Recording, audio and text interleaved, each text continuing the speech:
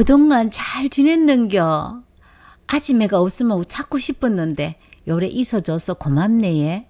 할머니께서 여기까지 어찌 왔어요? 볼 일이 있어서 왔는 길에 아지매 생각이 나서 와심더. 그때 아지매 아니었으면 내가 요래 살아있겠는겨? 고마운 마음에 한번 온다 생각했는데 내가 너무 늦게 왔지 예. 요거 좀 잡수써. 할머니 손에는 손수 만든 식혜 3병이 무겁게 매달려 있었습니다. 아이고 뭐 하려고 이런 거 다 가지고 오셨어요? 저 먹으라고 이렇게 가지고 오신 거예요? 아이고 그러면 내가 아지매 뭐라고 갖고 왔지 내가 뭐 하려고 가지고 왔겠는겨? 아지매한테는 이것보다도 더한 것도 해줘야지요. 이 할머니는 올해로 연세가 75세입니다. 3년 전에 72세에 살고 있던 아파트를 팔고 시골로 떠난 할머니입니다. 할머니는 10년 전에 저에게 아파트를 구입했거든요. 아파트 구입할 당시에는 손발이 불편한 할아버지와 함께였습니다. 할아버지와 할머니는 동갑으로 그 당시에는 늦은 나이 34살에 만났다고 했습니다. 시동생 2명과 작은 주택 문간방에서 신혼을 시작했습니다. 신발 공장에서 근무하는 할아버지의 월급으로는 먹고 살기도 힘들었는데 시동생 중 1명은 없는 살림에도 불구하고 공부를 계속 하려고 했고 1명은 하루 걸러 사고를 쳤다고 했습니다. 그래서 교도소는 내 집 안방처럼 드나들고 했다고 했습니다. 재산은 어찌 그래 많았는지 부부하고 아들 그리고 시동생 2명이 먹고 사는 돈보다 제사 비용이 더 많이 들었다고 해요. 할머니께서 구입한 28평 아파트는 2분이 살기에는 정말 좋은 집이었습니다. 내가 임자에게 아파트에 살게 해준다는 약속을 60이 넘었어. 이제 지켰구만. 미안하기도 하고 고맙기도 하고 그렇다. 그동안 고생 많았대. 어데이에 내가 무슨 고생을 했다고 하는겨. 내 삼아 고생이라고 한 번도 생각 안 했지. 그렇지만 영철이한테는 많이 미안함더. 사람은 지킬 존재가 있으면 어떤 어려움도 지킬 수 있고 버틸 수 있는 거라예. 나는 영철이 생각하고 앞만 보고 살았지예. 그러니까 이래 좋은 날도 오네예. 남편을 딱 3번 보고 결혼을 한 할머니였습니다. 가진 것이 없어도 인물이 훤하고 자상한 할아버지가 그냥 좋았다고 했습니다. 어려운 형편에 내 새끼 입에 과자 한 번 못 먹이고 시동생 학비하고 사고 처리비로 젊은 날을 살아온 세월이 어떻게 억울하지 않았겠습니까? 고된 하루를 마치고 퇴근해 오는 남편에게 시어 빠진 신김치와 두부 한 모를 따뜻하게 데워서 소복하게 접시에 담아 막걸리 한 병으로 남편의 피곤함을 덜어주곤 했답니다. 그리고 혼자 말처럼 우리 이래 살아서 평생 저 앞에 보이는 아파트에 살아보지도 못하겠지. 내가 알고 있는 사람은 아파트 분양받아서 3개월마다 중도금 넣는다고 힘들어 죽겠다고 하더구만. 그렇게 중도금을 따박따박 현금으로 넣는 사람들은 어떤 사람들인지 얼굴 한번 보고 싶어해. 요즘에는 중도금을 은행 무이자로 대출받아서 대신할 수 있는 방법도 있지만 그 당시에는 무조건 3개월마다 중도금을 납부하는 방식이 대부분이었습니다. 서울에서 대학 다니는 시동생도 밉고 끊임없이 사고를 치는 시동생이 그렇게 밉다고 투정을 부렸대요. 아파트에 살 수 있는 날이 오긴 우리에게도 오겠지요. 생활비를 아끼고 아껴서 마련해둔 제사 비용을 사고뭉치 시동생이 낼름 들고 나가는 일이 빈번했습니다. 속상해하는 할머니를 본 할아버지는 내가 더 열심히 일해서 당신이 바라는 저 아파트 꼭 사줬구마. 조금만 기다리래. 할아버지의 약속은 60대 중반에 지켜졌습니다. 잔금하는 날이었습니다. 할머님은 계약 때와 마찬가지로 현금과 수표를 가지고 왔습니다. 설마 잔금까지 이렇게 현금을 가지고 올 줄을 몰랐죠. 오래전 은행에 근무한 경험으로 현금 1억 9천만 원을 전 세고 또 씌웠습니다. 은행에 가서 잔금을 하자고 하셔도 할머님은 마다하셨습니다. 내가 여기서 잔금하는 데는 다 이유가 있으니까 그냥 이것도 돈인데 좀 받아줬어. 일정 금액은 은행에 입금해 두었던 걸 찾아왔고 나머지 현금은 집 장롱 속에 보관했다가 가지고 온 겁니다.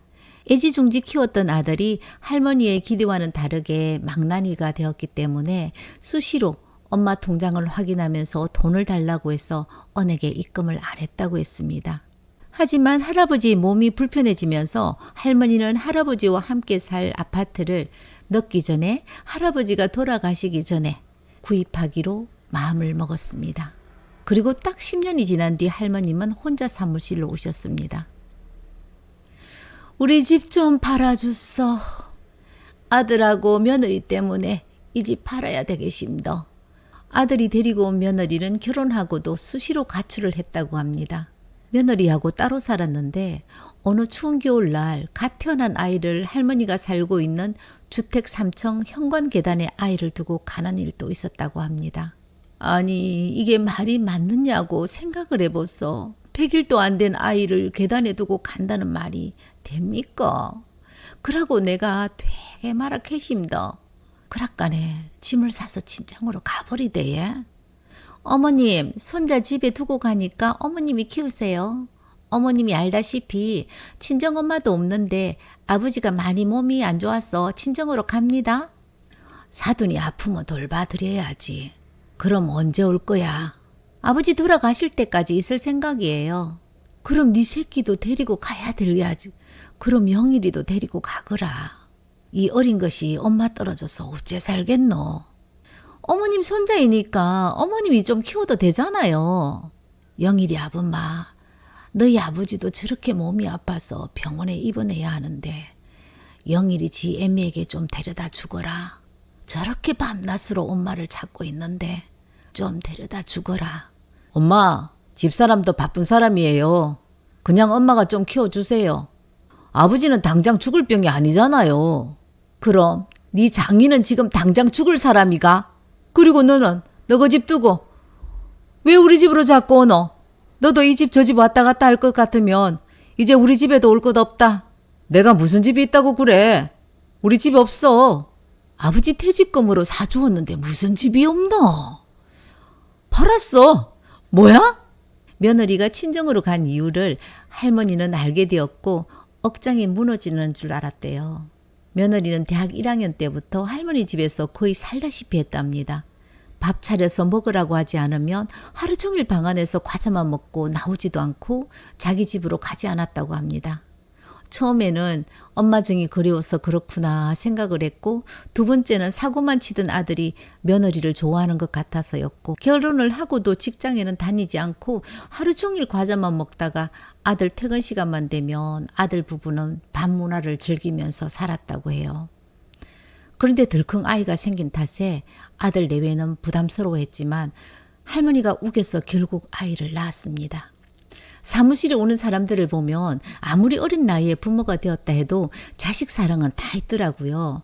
꿀이 뚝뚝 떨어지게 아이를 바라보는 나이 어린 아빠를 보면서 결혼하기 전에도 아이를 좋아했느냐고 물어보면 아이에게는 관심도 없었는데 내 아이가 태어나니까 자연스럽게 귀하고 좋아졌다고 합니다. 그것이 부모입니다. 자식이 부담스러우면 처음부터 생기지 않도록 해야지. 하물며 짐승도 자기 새끼를 품는 모성애가 있는데 쉽게 즐기고 쉽게 생명을 포기하는 행동을 하는 사람은 인간이 아니기에 부모가 되어서도 안 되고요. 부모가 될 수도 없습니다. 며느리는 딸을 하나 데리고 친정에 살고 있는 여동생이 있었다고 했습니다. 어느 날 어린 아이 손을 잡고 며느리 동생이라는 여자가 집으로 찾아왔습니다. 아들 부부를 만나야 되겠다고 온 며느리 동생은 울면서 제발 만나게 해달라고 애원을 했습니다. 친정아버지가 집을 살 때 며느리 명의로 구입한 게 잘못이었습니다. 우리 아들 내외가 친정집에 거주하고 있는 동생에게 집을 빼앗길까봐 서둘러 집을 팔고 돈을 제대로 나눠주지 않는 모양이라. 그러니까 동생이 저렇게 찾아왔겠지. 내 아들이지만 참말로 무섭대. 할아버지가 돌아가신 후 코빼기도 보이지 않던 아들 내외가 매일같이 집에 들락거리며 할머니에게 앞으로 정말 잘하겠다고 했습니다. 아이고 이게 무슨 일이고 저 집이 무슨 짐이고. 아버지도 없는데 엄마 혼자 외로울 것 같아서 같이 살아주겠다고 할머니에게 한마디 말도 없이 아들은 이사를 왔습니다. 나는 너가 필요 없다. 너희끼리 살면 되지. 엄마는 멀쩡해서 혼자 잘 살 수 있다. 아들하고 옥신각신 거리는 동안 이삿짐은 집안에 들어왔으며 작은 방에 짐을 풀기 시작했고 또 그렇게 원치 않은 동거가 시작되었다고 했습니다. 아슬아슬한 외주류의 동거는 오래가지 못하고 끊어져 갔습니다. 복지관에서 돌아온 할머니는 너무 황당한 일을 겪게 되었죠. 영희래미야, 너 지금 뭐하고 있노? 조금 있으면 둘째도 태어나니까 어머니 우리하고 방 바꿔서 살아요. 우리는 아이도 있고 부부고 어머님은 혼자이니까 안방이 필요 없잖아요. 오늘부터 저희들이 안방을 사용할게요. 안 된다. 여기는 내 집이고 내 방이다. 저 작은 방이 싫으면 너희들이 나가도록 해라. 며느리는 할머니 말은 아랑곳하지 않고 아들에게 전화를 했습니다. 여보, 어머님이 안방을 안 된다고 하네. 할머씨가 나이가 들어서 욕심만 늘었나. 전화 바꿔봐라. 나다. 전화 바꿨다. 방이 좁아서 살 수가 없다. 엄마가 작은 방에 좀 살아라. 시끄럽게 하지 말고. 알았지? 할머니는 안방을 아들 내외에게 줄 수도 있다고 생각을 하지만 이런 방법으로는 안 되겠다는 마음으로 안방에 들어가서 문을 잠궈버렸다고 했습니다. 3일 동안 문 한 번 당겨보지 않던 아들이 쫄딱 굶고 있는 할머니 방문을 두드리며 엄마 이제 그만해라. 안방이 뭐 그래 중요하다고 방문까지 잠그고 앉았노. 집안 시끄럽게 하지 말고 엄마 작은 방으로 짐 옮기라 그마. 너가 아버지하고 평생 처음으로 집을 사서 웃고 울던 내 집이고 내 방이다. 엄마는 도저히 안 된다고 말했대. 아들은 처갓집을 날려먹어서 며느리를 볼 명목이 없다고 엄마가 안방을 비워야 한다고 했습니다. 너는 처갓집 날린 것만 미안하고 엄마 아버지 먹을 것 안 먹고 옷 하나 안 사 입고 모은 돈으로 그렇게 장만해준 집 날려먹은 것은 엄마에게 미안하지도 않나? 부모한테 미안한 마음 가지고 사는 자식이 몇이나 된다고. 나이가 들어서 왜 쓸데없는 소리만 자꾸 하고 있노? 이렇게 6개월이 지나 할머니는 아들에게 집을 매매한다고 부동산에 갔다 왔다고 말을 했죠. 그러니 갈 곳을 찾아서 나가라고 했는 겁니다. 반대하는 아들의 의사를 무시하고 우여곡절 끝에 집을 팔았습니다. 문제는 그 뒤에 생긴 겁니다. 엄마가 돈을 안 주면 갈 곳이 없다. 난 죽어도 집을 못 비워준다. 그렇게 해서 장금일까지 집을 비워주지 않았습니다. 다행히 할머니 집을 매수한 사람은 결혼을 앞둔 예비 신혼부부라서 할머님은 매수자에게 사정을 하고 부동산과 매수자는 대출 때문에 은행에 연기하고자 사정하고 정말 전쟁 같은 하루였습니다. 예비 신랑이 사용하던 이삿짐을 올리기 위해 사다리는 설치되었고 장금일은 할머니 사정이 딱해서 고맙게 매수자가 이해를 하고 짐만 넣기로 했죠. 살고 있는 집 거실 한쪽으로 매수자 이삿짐이 자리를 잡은 채 일주일이 지나고 할머니께서 계약을 파기하면 어떻게 되는지 저에게 전화가 왔습니다. 계약금 3천만 원을 받았으니까 6천만 원은 돌려줘야 된다고 전해드렸습니다. 그리고 만약 매수자가 이사 비용 등 손해배상을 청구하면 손해배상도 할 수 있다고 말을 했죠. 계약금 받은 3천만 원은 있는데 3천만 원은 더 없다. 알겠습니다. 전화를 끊고 30분도 안 돼서 일주일 후에 아들이 이사를 간다고 잔금을 하자고 했죠. 전화기 넘어 흐느끼는 할머니 울음소리가 아직도 귓전에 맴돌고 있습니다. 장금일에는 배가 불룩하게 나온 며느리하고 함께 사무실로 왔습니다. 표정 하나 없이 가만히 앉아있는 며느리가 한 말은 어머님 다 끝났죠? 은행 가서 저에게 돈 입금해 주세요. 이 가방 은행 갔다 올 때까지 요 앞에 두고 갈 테니까 좀 봐줬어. 할머니는 그렇게 말씀하고 30분 후에 가방을 가지러 왔습니다. 이 가방이 뭐예요? 내가 자식 잘못 키워서 쫓겨나는 것보다 내 스스로 짐 사서 나오는 게 낫다 싶어서 가방 들고 나왔습니다. 생각해보소. 내 70평생이 이 낡아 빠진 가방 안에 다 들어가 있는 거라에 옷매까지 하고 우리 영감 사진하고 내가 계약금 받은 3천만 원 하고 그게 내 재산의 전부고 내가 살아온 전부입니다. 죽으면 썩어서 흙이 될 몸인데 아무 미련 없습니다. 내가 자식 잘못 키웠으니까 내가 그 벌을 받아야지요. 친구에게 잠시 놀러 가겠다고 말을 해서 당장은 갈 곳이 있다고 씁쓸한 미소를 띄우는 할머니께 할머니 혹시 시골에 가서 지낼 수 있습니까? 어르신이 거주하시다 돌아가셔서 집을 관리해주는 사람을 구하는 분이 있거든요. 시골에 가서 살 수 있다면 제가 한번 그분께 부탁해 볼게요. 할머니는 그렇게 젊은 대학 교수 부모님 집 관리인으로 시골살이를 시작했습니다. 상추도 심고 고추도 심고 옥수수도 심고 가지도 심고 그렇게 수확해서 교수님께 보내드리면 교수님은 그런 할머님이 고맙기도 하고 안타깝기도 한 마음에서 겨울이면 추울까봐 보일러 기름 아끼지 말고 따뜻하게 지내시라고 언제나 가득 채워주시는 그런 분이었습니다. 아들에게 한번 받아보지 못한 겨울 내복도 5일장에 나갈 때 쓰고 나갈 고운 양산도 보내주셨다고 합니다. 꼭 내 자식 같은 사람만 사는 세상은 아닌 듯하다고 했습니다. 제가 부동산을 하면서 이런 경우를 정말 많이 보거든요. 자식 새끼들 소용없다고 손님들은 말을 합니다. 예전에는 70 넘고 60 넘어서 집을 사면 나중에 상속세나 증여세 아깝다고 자식 명의로 집을 사는 사람들이 많았습니다. 요즘에는 많이 달라졌어요. 내일 당장 죽어도 본인 앞으로 사겠다고 하십니다. 죽고 나면 자식들끼리 알아서 할 것이고 살아있는 동안은 내 집에서 편하게 살고 싶다고 하십니다. 부모님께서 집을 사러 올 때 아들이 따라오면 대부분 이런 말을 합니다. 엄마는 집 사는 것도 괜찮지만 전세 사는 것도 괜찮다고 전부 다 이렇게 말을 합니다. 얼마 전 이런 경우도 있었습니다. 나이가 들어서 왜 집을 사느냐고 그냥 전세 살아라고 하는 아들 말에 엄마는 대답을 안 했습니다.